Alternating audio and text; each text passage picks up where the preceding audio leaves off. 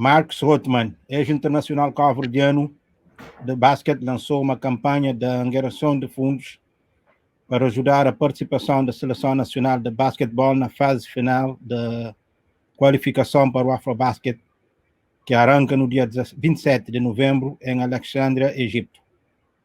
Vamos ter uma conversa com o ex-base da Seleção Nacional de Basquete sobre essa campanha e mais. Marques, welcome to Criollo Sports. It's an honor. Well, Zito, it's good to see you. I appreciate everything. I love what you guys are doing with Criollo Sports. I've been following for a long time, so I'm happy to be here. Thank you, man. Hey, Marques, can you just start by introducing yourself so that our followers can learn a little bit more about you? Yeah, my name is Marques Houtman, cabo-verdian American. I was selected to the national team back in 1999. The first time I played for them was in 2001, and I played all the way to 2009. We understand that you had a successful basketball career, college basketball career, and international career as well. Yeah, I've been very lucky through hard work. I got to live all over the world. I played at UMass Dartmouth. Graduated with a information systems management degree from the business school, and then after that, I was blessed enough to be able to play professionally in Portugal, Angola. It's just been a great ride. Yeah, being born in the U.S., how did it come about you deciding to join the Cape Verdean national team? Well, in 1999, I was approached by Malcolm Smith, and there was a team from Boston, Paulo de Barros. He used to bring a team every year called Youth United.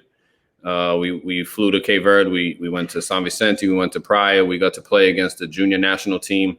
We got to play against the senior team, and I did pretty well in that. And following that, I was asked to join the national team. You won the bronze in 2007 in Angola. Mm-hmm. How can you describe that feeling, winning the medal for Cabo Verde alongside some of the great players you played with? I think it was amazing. People don't realize it was a long stretch to get to that level.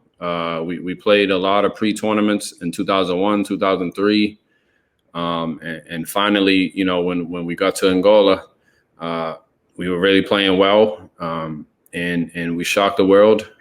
And we kind of put ourselves, put Cape Verde on the map. We got love from family and friends from all over the world, and it was just a great experience, just representing your country. My grandmother grew up in Cape Verde, so she was just beyond words how happy and how proud she was of all of us. So that was probably one of my greatest moments, getting that bronze medal. How they talk about us being a small island, and we put up such a good fight. So it was just a great experience. Even though you were born in the U.S. and lived in the U.S. all your life, you've always stayed in touch with basketball on the island, contributing as much as you can. What drives you to do that? Well, I've had a lot of success, but a lot of my success was because a lot of basketball players that came before me, they really helped me out. My father and my uncle were legends. A lot of guys that are from this area, and they always pushed me. They showed me the little things. One thing they told me as a young kid, and my father used to tell me, never forget where you come from, and always help out a kid that needs work. So I think that's what drives me. I think it would be a crime if I didn't help out the next generation. A lot of kids ask me what it takes to make it, and not that many kids, get to play professionally, right. But, I got to get my college degree. I think education is first. Right. I told a young kid earlier today, I wouldn't have been a professional if I didn't finish my college degree. So that's one of the things that drive me. A lot of people counted me out when I was younger too, as well as getting support. So when kids have their doubts, I like throwing in a little bit, to tell them to do a little bit more work, and God always pays hard work. So that's what always going to drive me. So Marques, you decided to launch a GoFundMe fundraising effort to help fund the national team on the quest for the AfroBasket 2021 qualification. Mhm. The tournament starts in November, the 27th. Is it just you on this movement? What brought you to do this? Well, last year I started the program in Tower Bronca. That's the shirt I have here. Oh, that's a nice shirt. I School. meant to tell you, nice shirt. And thanks. And what we are setting up is an after school program, an online program that has to do with mobile journalism, entrepreneurship, and then computer science. Right. So when I was out there, I got to see Maritu. We talked about the plans to try to galvanize the cabo-verdians that are in the diaspora. Yeah. And then I went. That was in October 2019. Then in January of 2020, I went back to finish off, setting up the program. And that's when I met with Maritu again, and we were starting our plans. And then all of a sudden, the world shut down with COVID. So what we had to do was, we kept in contact. And then now that the games came up, we were discussing how can we, get the word out there. And we figured let's just use 21st century technology. And GoFundMe is one of the avenues that we're using for now. And, we're going to be doing a lot more with email campaigns and websites and stuff like that. So it's a joint effort. There's a bunch of people that are behind the scenes. And they're really working hard, and it's starting to pick up a little bit. And hopefully, it goes on more than just a fundraiser, and people can become a part of the federation and help out throughout the year. How's the campaign going so far? Campaign's going real well. We have about 15% of the 10,000, about $1,500. The campaign ends February 1st, right. So it is ongoing, and any little thing can help. The guys are real excited, and I think it's more of an introduction to what Cape Verdean basketball and sports is all about. So people are helping out, not just financially, they're helping out passing the word. Right. And hopefully this will lead to, some bigger sponsorships. I understand that depending on the amount donated, the donor will receive name recognition or T-shirt or a hoodie. Can you explain how that works? Yeah, so we're starting a newsletter just to get people to understand who the players are and when the games are. So it's basically a program book that we're doing, so everybody can get their name in there. And if they're a business, they can do that as well. And any sponsor that's over $50 will get pretty much a T-shirt like this, dry fit T-shirt that has Cape Verdean basketball. And then as it goes further, you can get your name on the hood, or you can get a polo shirt. We're just trying to give some incentive for people to really participate in this. Can you just give us a sense of the amount they need to donate in order to get a T-shirt and a hoodie? Mm-hmm. So if you give $50, you get a T-shirt. If you give $100, you get a T-shirt with your name on it. And anything more than that, we want to make sure that the federation can raise some money too. Right. So you can purchase individually the sweatshirts and the T-shirts, but as far as the campaign, we're looking for over $200. We'll give you guys a hoodie with their names on it. And Maritu and the rest of the team, we're working on contracts so that we can just sell the apparel outright, so that people can just buy the gear themselves. It looks like this campaign is more than just for the Afro basket qualification. What are the plans moving forward? Well, the plans moving forward is to take this energy and make everything aware, that people can understand that we're trying to build the whole program. Maritu, Mane, the whole federation, they're working hard there. In Cape Verde, they don't have the money that we have here. They don't have the resources. So we figure this is a way, because the games are right now, this is a good way to start things up. In January, we'll be putting in some type of membership thing. I have a lot of individuals in my area that want to help out. So I figure if they want to help out, let's make sure that they can get some gear or they can be a part of it. And we're trying to build, especially the under 18s, because in order for all these other national teams throughout the world, they have the finances to help out and pay for their youth teams. And that's what I'm really getting a part of with Maritu. Hopefully that's going to be one of my roles, is to be one of the high school coordinators and really attack, from 14 years old to 18 years old, because we have to build those young kids. The qualification is on the 27th of this month. But as of now, no one knows which players were selected. And I believe the same happened with the wildcard tournament. We only found out the day of the tournament. In my opinion, that's my opinion, it seems like this lack of communication only hurts the federation.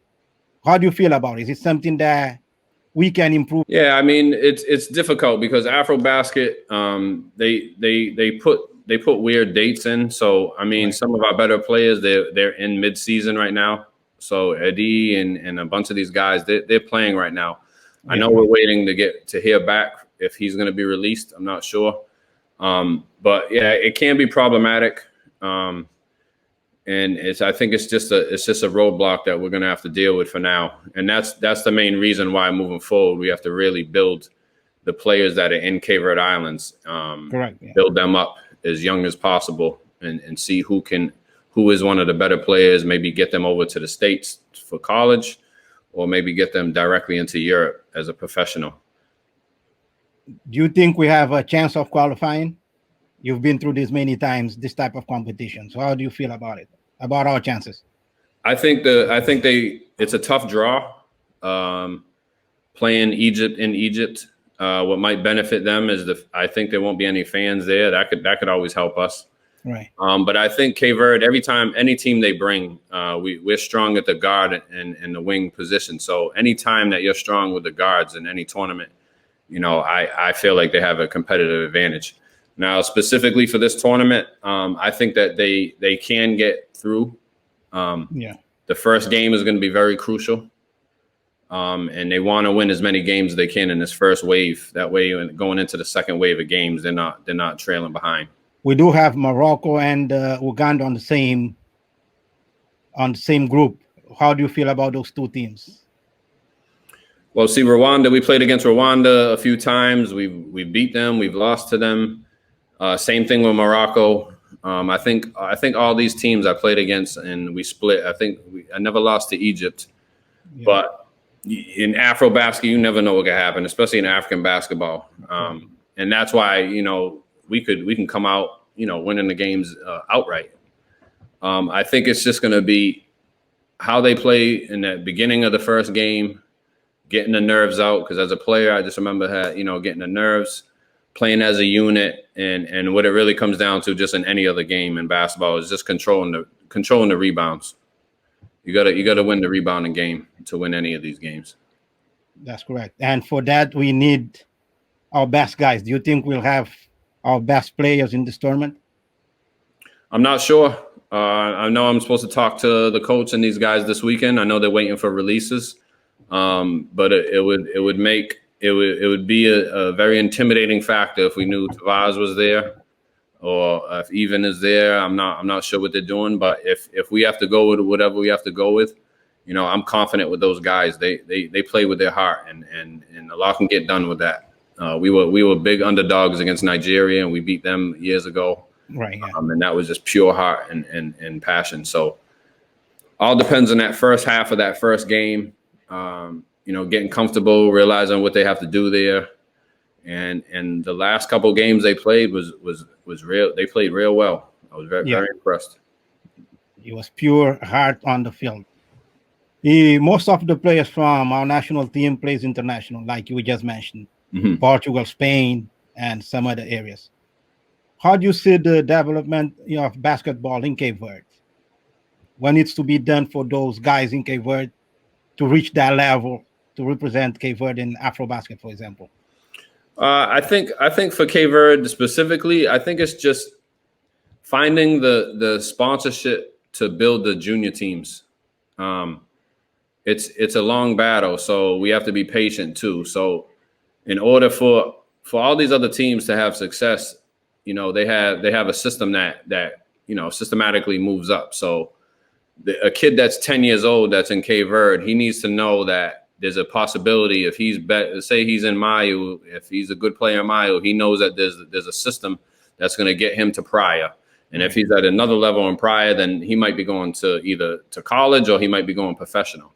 So what we're missing there is organization. And that's what I'm going to help out as much as I can. And perhaps getting, maybe a coaches clinics in Cape Verde Islands, training the coaches, and really getting kids on the same level. And then, more importantly, getting them out of Cape Verde and then coming back. So, it'd be good to, maybe go to Senegal playing tournaments, maybe come to the United States playing tournaments. It's just really about experience.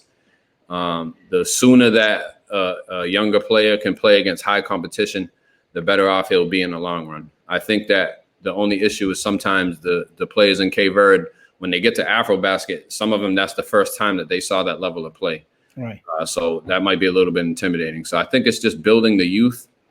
It's building that program, and more importantly, being patient and understanding that it's a process. Thanks for taking the time for this little chat with us.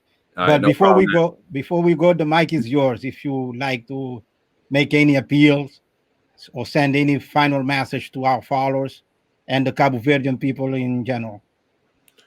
Only thing I would say is pass along as much info as you can. Look out for any information.